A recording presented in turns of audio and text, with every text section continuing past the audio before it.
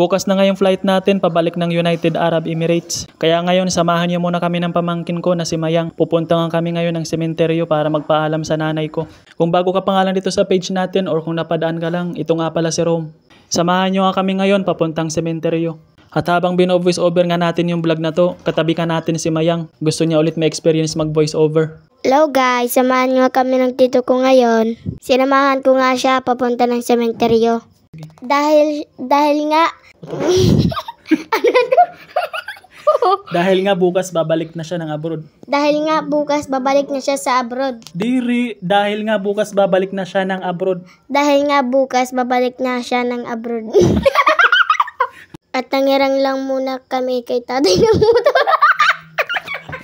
Upayag at pag-voice over. Guys, sorry, ayusin ko na yung pagbo-voice over. Hindi pala madali yung pagbo-voice over.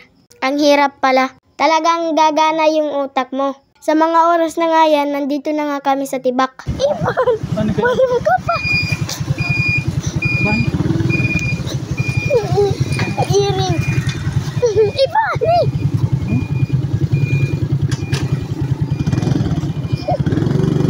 Iban, pa maong sa may katukaman.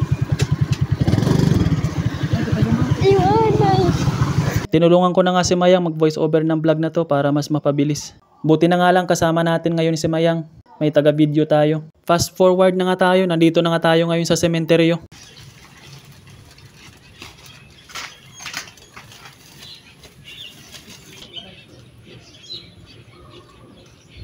Pumunta nga ako dito dahil nga gusto ko magpaalam sa nanay ko. Hindi ko nga maaabutan yung 40 days niya. Sa December 13 pa nga yung 40 days ng nanay natin. Kaya nandito tayo ngayon para magpaalam sa kanya. Nababalik na tayo bukas ng abroad. Alam ko naman maiintindihan yun ng nanay ko. Medyo pahirapan nga yung paglagay natin ng kandila. Dahil nga nasa tuktok yung nanay natin. Buti na nga lang hindi tinanggal itong apakan. Kasi kung wala, hindi ko alam kung saan ako aakyat nito. Para maglagay ng kandila sa puntod ng nanay ko.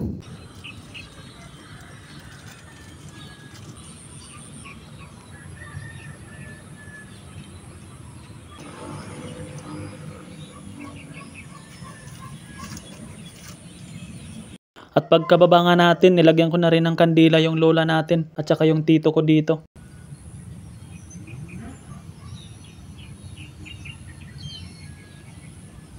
Sa mga oras na yan, pauwi na kami ng tito ko. Umuwi nga kami agad. Dahil nga gagamitin yung motor ng tatay namin.